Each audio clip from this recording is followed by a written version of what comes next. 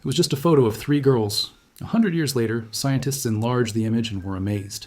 The photograph arrived at Duke University's digital archives in a worn manila envelope, its edges yellowed with age. Professor Sonia Abernathy carefully lifted it from the protective sleeve, her gloved hands trembling slightly. The image showed 3 young black girls standing outside a brick building, their cotton work dresses stained and threadbare. Behind them, tall windows revealed the shadowy interior of what appeared to be a textile mill. The date stamped on the back read March 1924, Gastonia, North Carolina. Sonia adjusted her glasses and studied the faces. The girls stood in a row, shortest to tallest. The youngest couldn't have been more than 9 years old, her eyes carrying a weariness that no child should know. Beside her stood an older girl, perhaps 14, with similar features that suggested they were sisters. The third girl, roughly the same age as the middle one, stood slightly apart, her expression guarded but defiant. Another forgotten story, Sonia murmured to herself, her voice echoing in the quiet archive room. The spring afternoon sun filtered through the laboratory windows, casting long shadows across her desk. Outside, the Duke campus bustled with students hurrying between classes. Their lives so different from those captured in this century-old image. Sonia had dedicated her career to recovering lost narratives of the American South, particularly those of black workers whose contributions had been systematically erased from official histories. She placed the photograph under the scanner, watching as the machine's blue light swept across the image. The digital file would allow her team to enhance and preserve details that might otherwise be lost to time. But Sonia had learned that every photograph held more than just visual information. Each one was a doorway into a world of stories waiting to be told. Her research assistant, Marcus, entered the room carrying 2 cups of coffee. He was a graduate student from Charlotte, passionate about labor history and social justice. "Is that the new acquisition from the Gastonia collection?" he asked, setting a cup beside her. "Yes, 3 mill workers, all children. Look at their hands. See the stains? Cotton dust, probably. And their posture. They're exhausted." Marcus leaned closer, his expression darkening. "How old is the youngest one?" "Can't be more than 9 or 10. That was common back then. Families needed every penny to survive." "It's heartbreaking," Marcus said quietly. "These children should have been in school, playing, being kids. Instead, they were breathing in cotton fibers for 12-hour shifts." Sonia nodded, her throat tight with emotion. "That's exactly why we do this work. Someone needs to remember them. Someone needs to tell their stories." She didn't know it yet, but this particular photograph would reveal something far more extraordinary than either of them could have imagined. Gastonia, North Carolina, 1924. The town thrummed with the mechanical rhythm of textile mills, their brick chimneys pumping gray smoke into the morning sky. The air itself seemed to shimmer with cotton dust, a fine white powder that settled on everything: windows, streets, clothes, and most dangerously, in the lungs of those who worked inside. The Lorry mill dominated the landscape, its massive structure stretching across several city blocks. It was one of the largest textile factories in the South, employing over 2,000 workers, many of them children. The mill owners justified this by calling it light work, suitable for small hands that could thread bobbins and tie broken threads quickly. Pearl Turner walked toward the mill entrance alongside her older sister Ruth, their feet crunching on gravel still wet with morning dew. At 9 years old, Pearl had been working at the mill for nearly a year. Her hands, once soft and small, now bore calluses and small scars from the machinery. Ruth, at 14, had been working since she was 8, her childhood a distant memory. "You feeling all right today?" Ruth asked, glancing at her younger sister with concern. Pearl had been coughing more lately, a dry hack that seemed to rattle in her chest. "I'm fine," Pearl said, though her voice sounded thin. "Just tired." Their neighbor, Dorothy, caught up with them, her own face drawn with exhaustion. At 13, she looked older than her years, the constant labor having etched premature lines around her eyes. "Morning," she said simply, falling into step beside them. The 3 girls joined the stream of workers flowing through the mill gates. Men, women, and children, entire families sometimes, all heading toward another day of relentless work. The supervisors stood at the entrance, watches in hand, marking down anyone who arrived even a minute late. Late workers faced fines deducted from their already meager wages. Inside, the mill was a cathedral of noise. Hundreds of looms clattered simultaneously, creating a deafening roar that made conversation impossible. The air was thick and hot, deliberately kept humid to prevent the cotton threads from breaking. But this humidity, combined with the omnipresent cotton dust, created a suffocating atmosphere that workers breathed in with every gasp. Pearl took her position at her assigned machine, a spinning frame that transformed raw cotton into thread. Her job was to watch for breaks in the thread and tie them quickly before too much was wasted. It required constant attention, and the monotony was broken only by the ever-present danger of the machinery. Fingers could be caught, crushed, or severed in an instant of inattention. Throughout the morning, Pearl felt the familiar tightness in her chest, but she pushed through it. There was no choice. Stopping meant losing pay, and her family depended on every cent she earned. Around her, other children worked just as tirelessly, their small bodies moving with practiced efficiency. That afternoon, a stranger arrived at the Lorre mill. Louis Hine, a photographer from New York, had been documenting child labor conditions across the South for the National Child Labor Committee. He carried a large format camera, its wooden frame and brass fittings marking it as professional equipment. The mill supervisors eyed him with suspicion, but his credentials and polite persistence had gained him grudging access. Hine had seen countless mills, factories and mines where children worked in dangerous conditions. Each photograph he took was an act of witness, evidence that might someday help change the laws that allowed such exploitation. But photographing child workers was delicate work. Supervisors often hid the youngest children when cameras appeared, and the children themselves had been coached to lie about their ages. During the afternoon break, Hine spotted Pearl, Ruth, and Dorothy standing outside the mill, grateful for a few minutes of fresh air. The three girls squinted against the bright March sunlight, their eyes having adjusted to the dim interior of the factory.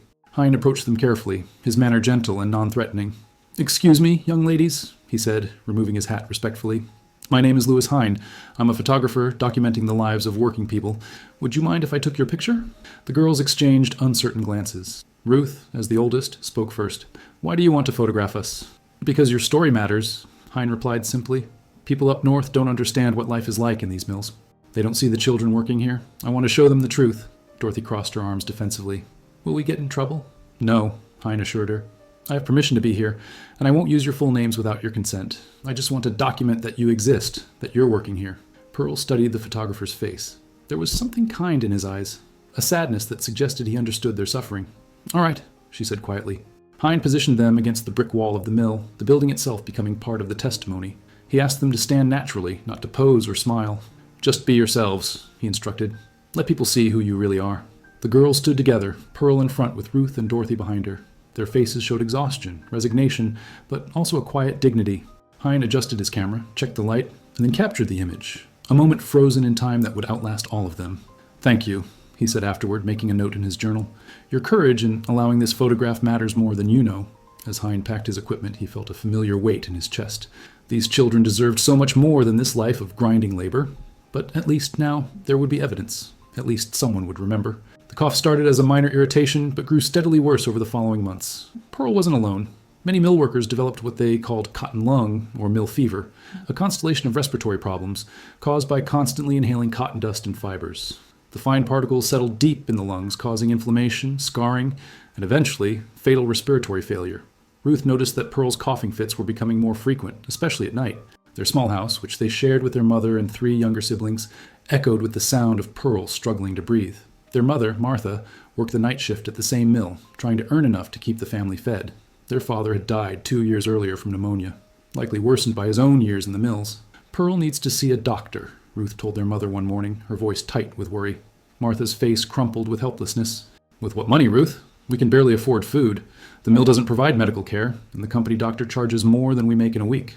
It was a cruel reality of mill life. The same companies that profited from child labor offered no protection, no health care, no safety net when workers became sick or injured. Children like Pearl were expendable, easily replaced by the constant stream of desperate families arriving from the countryside. Dorothy's situation was even more dire. By 15, she had developed severe respiratory problems, her breathing labored and painful. One morning, she didn't come to work. Ruth went to check on her and found her fevered and delirious, her lips tinged blue from lack of oxygen. "Someone get help!" Ruth screamed, but Dorothy's family had no resources either. The girl died that evening, drowning in her own fluid-filled lungs, surrounded by helpless family members who could only watch. The mill didn't close for Dorothy's death. There was no memorial, no acknowledgement.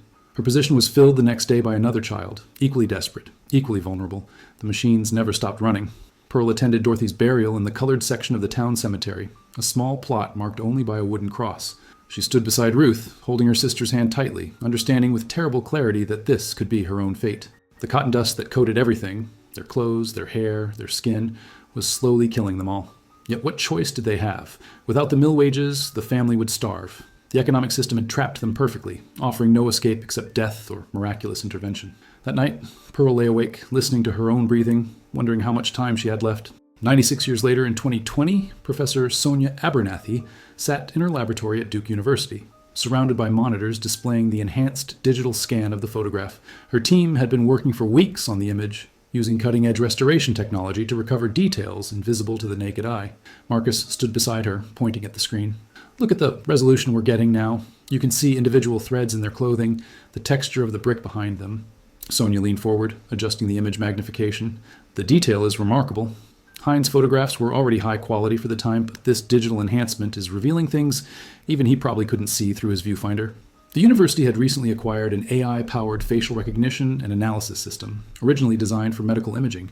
It could detect subtle variations in bone structure, skin patterns, and even minute physiological markers. Sonia had been using it to try to identify unknown individuals in historical photographs, hoping to reconnect descendants with their ancestors. She ran the analysis program on Pearl's face, expecting nothing more than basic measurements that might help with identification. But as the data began populating her screen, something unusual appeared. "That's strange," she murmured, frowning at the numbers. "What is it?" Marcus asked. "The bone structure analysis is showing some unusual markers. Look at the orbital spacing and the zygomatic arch proportions. There's something atypical here." Marcus examined the data. "Could it just be individual variation? Everyone's face is unique." "Yes, but this is different. These markers sometimes correlate with specific genetic variations." Sonia pulled up another screen, comparing the measurements against a database of known genetic phenotypes. "I want to run this through the genomic correlation software." "Can we do that from just a photograph?" Marcus asked skeptically.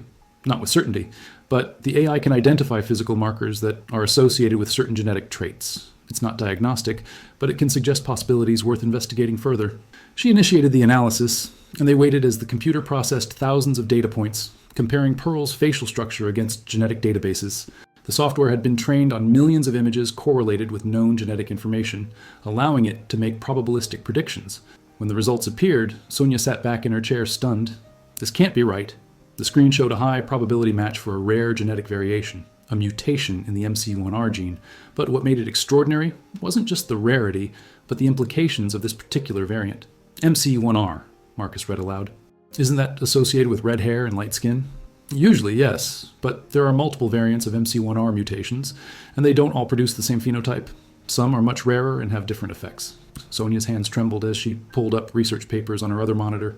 "According to this study from 2018, there's a specific MC1R variant, found predominantly in West African populations, that has been linked to enhanced tissue repair and cellular regeneration." "Us?" Marcus's eyes widened. "You're saying this little girl might have had a genetic mutation that could have protected her lungs?" "Possibly. The research is still preliminary, but this variant has shown correlation with reduced inflammatory response to particulate matter and improved lung tissue regeneration in exposed individuals."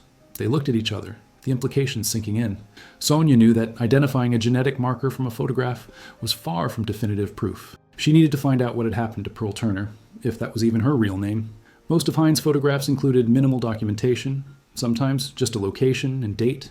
Names, when recorded, were often incomplete or changed to protect the children from retaliation. She started with the Gastonia Mill records, many of which had been digitized and archived. The Laurier Mill had kept employment ledgers, though they were notoriously incomplete and often falsified to hide violations of the minimal child labor laws that existed at the time. After days of searching, Marcus found a promising lead. "Look at this," he said, pulling up a scanned ledger page. "March 1924, Laurier Mill, spinning room. There's a P. Turner listed. Age given as 14. 14? Sonia said. "That child in the photograph is no more than 9 or 10. "Exactly. They routinely lied about ages to avoid fines. If this is our Pearl, her real age would have been around 9, just like we estimated." Sonia traced the entry with her finger. "There's an address listed, 512 Cedar Street, West Gastonia. That would have been in the colored section of town." They searched census records next, finding the Turner family in the 1920 census. Martha Turner, widow, with 6 children listed. Pearl was recorded as age 5 in 1920, which would make her 9 in 1924. A perfect match. But what happened after that? Mill workers, especially black mill workers, often left sparse records. Many died young from industrial accidents or disease, their deaths barely noted in official documents. Sonia expanded her search, looking through death records, marriage licenses, and city directories. Weeks passed with no clear trail. It seemed Pearl Turner had simply disappeared from the historical record after 1924, as so many workers did. Then, late one evening, Sonia found something unexpected. In a 1964 edition of the Gastonia Gazette, buried in the obituary section was a short notice. Pearl Turner, age 70, died peacefully at her home on November 3, 1964. A longtime resident of Gastonia, survived by 3 children and 8 grandchildren. Sonia stared at the screen, her heart racing. "Marcus, come look at this." He read over her shoulder. "She lived to 70? That's incredible. More than incredible, it's virtually impossible. Sonia pulled up her research on mill worker mortality rates. The average life expectancy for child mill workers in the 1920s, particularly those who worked in the spinning rooms with high cotton dust exposure, was less than 35 years. Most died of respiratory disease before age 25. Marcus nodded slowly. But Pearl lived to 70, 40 years longer than expected, and she would have been exposed to cotton dust during the most critical developmental years of her childhood. Which means, Sonia said, her voice filled with growing excitement, that something protected her. Something allowed her lungs to survive damage that killed almost everyone else. They looked at each other, the pieces beginning to form a picture neither had anticipated when they first scanned that old photograph. Finding Pearl's descendants proved challenging. The obituary mentioned children and grandchildren, but provided no names. Gastonia had changed dramatically since 1964. The textile mills had mostly closed, the black neighborhoods had been dispersed through urban renewal projects, and many families had moved away seeking better opportunities. Sonia reached out to the Gastonia Historical Society and local black churches, explaining her research and asking if anyone knew of the Turner family. For weeks, she heard nothing. Then, a woman named Reverend Lisa Mitchell from the Mount Zion Baptist Church called her back. "I think I might know who you're looking for," Reverend Mitchell said. "There's a woman in our congregation, Evelyn Washington. Her grandmother was named Pearl. She talks about her sometimes, how she lived through the mill years and survived when so many others didn't." Sonia could barely contain her excitement. "Would Mrs. Washington be willing to speak with me?" "I'll ask her. But you should know. She's protective of her family's story. The mill years were traumatic. Many families don't like talking about that time." A week later, Sonia and Marcus drove to Gastonia to meet Evelyn Washington. She lived in a modest brick house on the outskirts of town with a well-kept garden full of roses and hydrangeas. She greeted them at the door, a woman in her early 70s with sharp, intelligent eyes. "Come in," she said, leading them to a living room filled with family photographs. "Reverend Mitchell told me you've been researching my grandmother. I have to admit, I'm curious why." Sonia explained their project carefully, showing Evelyn the enhanced photograph on her laptop. "We believe this is your grandmother Pearl, along with her sister Ruth and a neighbor girl." Evelyn studied the image, her eyes filling with tears. "I've never seen this photograph before. My grandmother rarely talked about her childhood in the mills. She said it was too painful to remember." "What did she tell you about those years?" Sonia asked gently. Evelyn sat back, gathering her memories. "She said she started working at 9 years old, 12-hour shifts in the spinning room. The dust was so thick you could barely see across the floor. Most of the children she worked with died young, respiratory disease mostly. She said she watched friends cough themselves to death, drowning in their own lungs. But your grandmother survived," Marcus said. "She did. And she never understood why. She'd say, 'I breathed the same air, worked the same hours, but somehow I kept living when everyone else died.' She called it her mystery." Sonia leaned forward. "Mrs. Washington, would you be willing to participate in a genetic study? We have reason to believe your grandmother may have carried a rare genetic variant that protected her lungs from the cotton dust damage." Evelyn looked skeptical. "A genetic variant? What kind?" Sonia explained the MC1R mutation and its potential effects, careful to emphasize that the research was still preliminary. 3 weeks later, the genetic test results came back. Evelyn Washington carried the same rare MC1R variant that Sonia had predicted from Pearl's photograph. More importantly, she had agreed to let the research team contact her relatives, and 5 of them also tested positive for the mutation.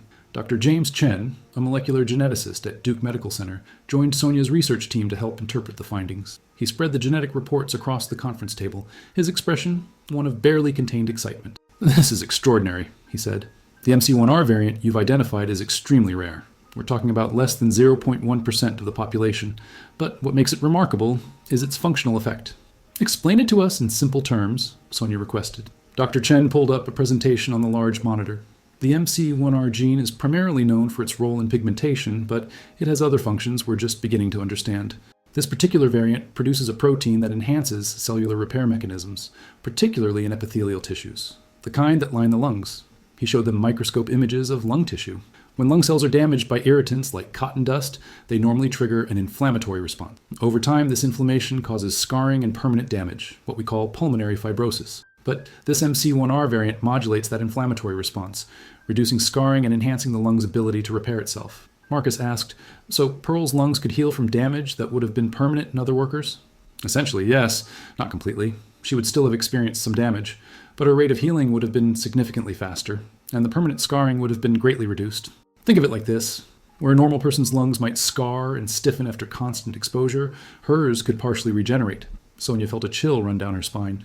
So this 9-year-old girl, working in one of the deadliest environments imaginable, had a genetic advantage that none of her co-workers possessed. It's the only reason she survived. Not just survived, Dr. Chen corrected. Thrived, relatively speaking. According to the records you've shown me, she worked in mills for over a decade, married, had children, and lived to 70. That's not just survival. That's resilience at a cellular level. Evelyn Washington, who had been listening quietly, spoke up. My grandmother used to say she was blessed. She'd lost so many friends, so many family members. Her own sister Ruth died at 19 from lung disease. Grandma Pearl always felt guilty that she lived when others didn't. The room fell silent, the weight of that survivor's guilt hanging in the air. Dr. Chen continued. There's another aspect to this mutation that's particularly interesting. The MC1R variant also appears to affect pain perception and physical resilience.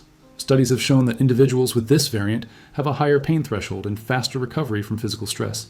That would explain how she endured 12-hour shifts as a child, Marcus said quietly. That she was literally built differently, genetically equipped to withstand hardships that broke other people. The research team's findings created a stir in multiple scientific communities. The paper they published, titled Rare MC1R Variant Conferred Protective Effects Against Occupational Lung Disease in Early 20th Century Textile Workers, a case study, appeared in the Journal of Medical Genetics and was immediately picked up by major media outlets. But Sonia felt conflicted about the attention. Yes, the genetic discovery was scientifically significant, but she worried that the narrative might overshadow the real tragedy, that children like Pearl had been forced to work in conditions so deadly that only a rare genetic mutation could save them. She insisted that every interview, every presentation, every article begin with the context of child labor and industrial exploitation. Pearl Turner's survival was miraculous, she told reporters, but it shouldn't have been necessary. She and thousands of other children were sacrificed to an economic system that valued profit over human life. Evelyn Washington became an unexpected spokesperson for the research, connecting the scientific findings to the lived experience of her grandmother and countless others.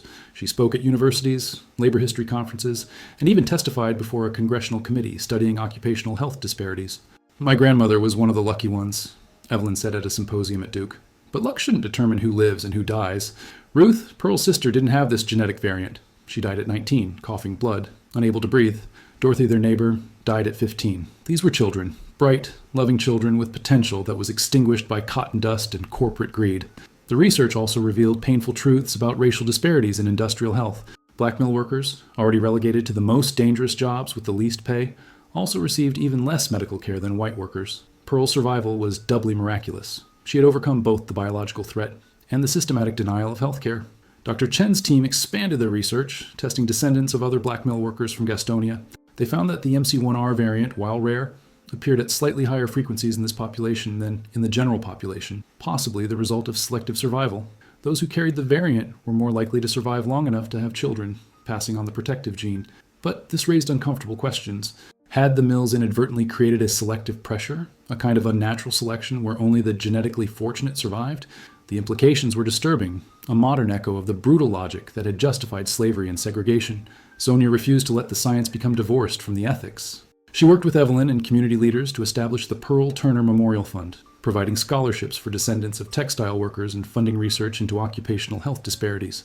The photograph itself, the one Lewis Hine had taken 96 years earlier, became an icon. It appeared in textbooks, documentaries, and museum exhibitions, no longer just an artifact, but a testament to both human cruelty and human resilience. On a warm spring morning in 2021, a historical marker was unveiled outside the site of the former Lorry Mill in Gastonia. The building itself had long since been converted into apartments and artist studios, the machines and dust long gone. But the memory remained. Evelyn Washington stood before a crowd of over 200 people, descendants of mill workers, historians, scientists, and community members. Behind her, the new bronze marker gleamed in the sunlight, featuring the famous photograph of Pearl, Ruth, and Dorothy, along with text explaining their story and the genetic discovery that followed. My grandmother, Pearl Turner, stood on this spot nearly a century ago, Evelyn said, her voice strong and clear. She was 9 years old, working 12-hour shifts, breathing air thick with cotton dust. She survived through a combination of genetic luck and incredible strength of will. But we must remember, she should never have needed that luck. No child should. The marker's inscription read, "In memory of Pearl Turner, 1915-1964, her sister Ruth Turner, 1910-1929, Dorothy Miller, 1911-1926, and the thousands of child workers who labored in the textile mills of Gastonia. Their sacrifice built the prosperity of this region, but at an immeasurable human cost. Pearl's survival, enabled by a rare genetic variant, reminds us that luck should never determine who lives and who dies. May their story inspire us to build a world where no child must endure what they endured." Sonia Abernathy, standing in the crowd, felt tears streaming down her face.